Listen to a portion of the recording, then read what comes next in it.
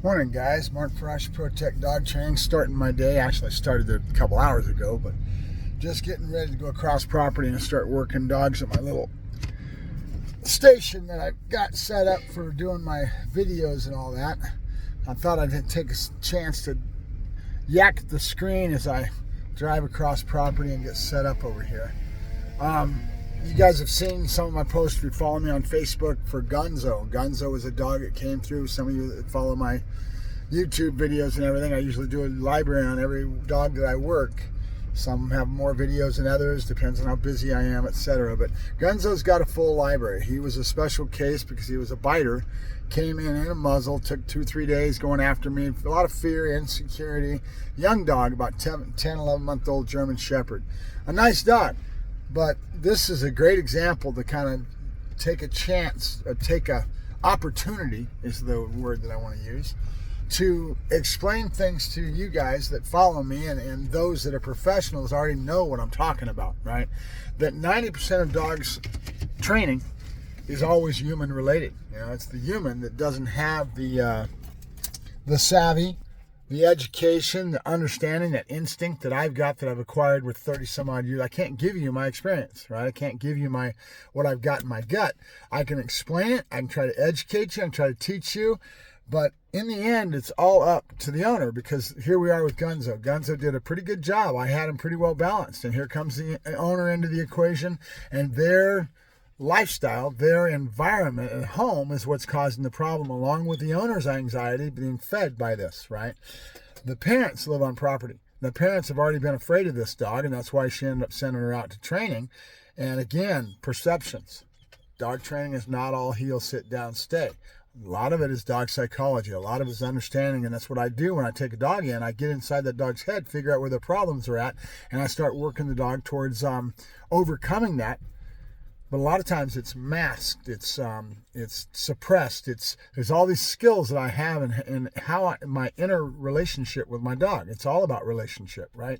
And so my abilities, because of the experience I have, are there. Now I've got to try to transfer those over to the owner, and the owner has to understand what's happening. So right now, the owner is overwhelmed by the aggression kind of coming back, which I knew it was going to, and sliding back to the same old thing. And if not, sometimes in a lot of ways it'll become worse. Why? Because I've given the dog confidence. I've done the agility. I've done all the things to develop that dog to become a secure, confident animal. And now he goes back to the owner that has a lot of anxiety, a lot of fear, a lot of lack of understanding of what's going on, and then their willingness to follow through.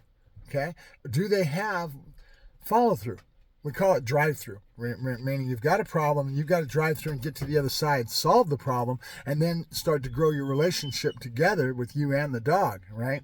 There's going to be a certain amount of backslide, and that's what I told these folks. I told them right off the bat, this dog's going to backslide, and your job is to catch it and make sure it doesn't. But people are overwhelmed. She's dealing with her husband, or boyfriend, whatever, the other family member that says that he doesn't feel comfortable with the dog. You know, the dog's growling at them. It's showing all these, manifesting this behavior caused by insecurity and lack of skills, lack of ability from the owner, anxiety. Think about it. If the female in the family owns the dog, she's got parents to live on property, she's got her boyfriend to deal with, boyfriend saying, I'm not comfortable with the dog. Parents are already manifesting all kinds of fear. Everything they're doing is to tell her to get rid of this dog. Right? Because they're not willing to face it, and they're afraid. Their fear is causing them to say, whoa, okay? That is what the dog's picking up on, okay? A dog is a sponge for emotion. He picks up on everything. And when you're insecure, you have anxiety, you have unsureness within yourself, that you're reading, that you're trying to get around the dog's cage or whatever it may be, and you're just oozing all these emotions that a dog has been bred and wiring to pick up on. A dog is nothing more than an emotional sponge that picks up on everything going around him, right? And if you have the strength and leadership and the ability to be that strong leader, you'll overcome this stuff. That's why when the dog's in my hands, I can do this. I always tell my customers, you have to be the best actor possible. You can't let that anxiety show to the dog. You've got to psych yourself out and be an actor so that you have a different emotional See what I'm saying? There's the key. You got to be a good actor and make yourself so convinced that you're not worried about it at all, and then drive through with a calm and assertive manner, right? Now, it sounds easy, but it's not. I understand exactly what she's going through. She has all this. Her old man telling her that he doesn't feel secure, and he's showing this, and the parents are showing fear, and the whole family is manifesting this emotional cauldron, okay, of emotional reaction to dealing with this dog, right? They're not calm and assertive. They're not direct like I am. I'm going to go right after the problem, and I'm going to, that's what I do, okay? So I have that in my benefit. So if you ever have a dog like this, or you need a professional, so you can start going to lessons and do this enough that you can get past that and you become that calm, assertive leader, right?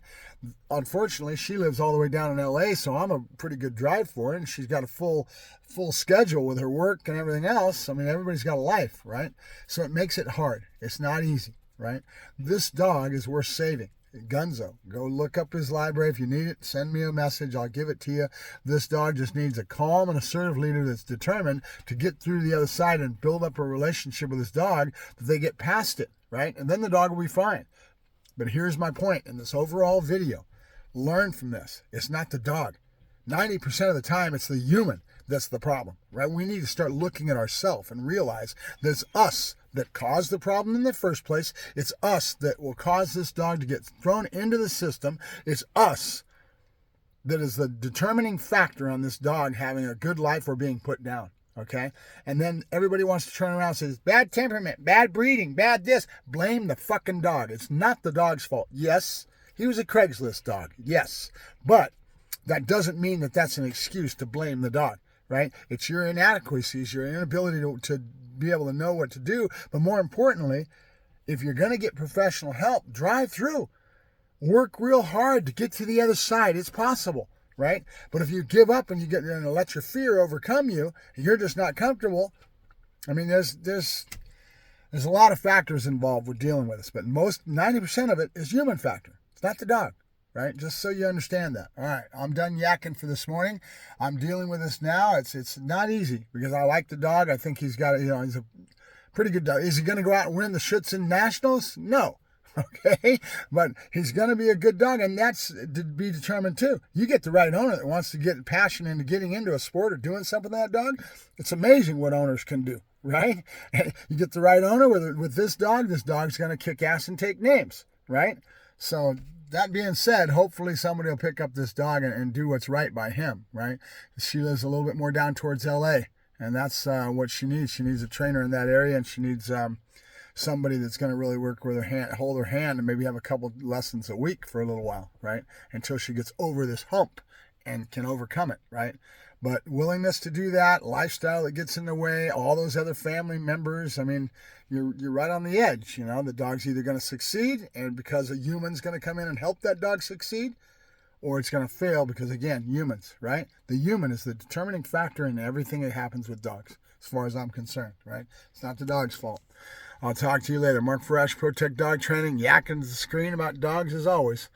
Gunzo, if you're interested, give me a yell. Thanks. Bye-bye.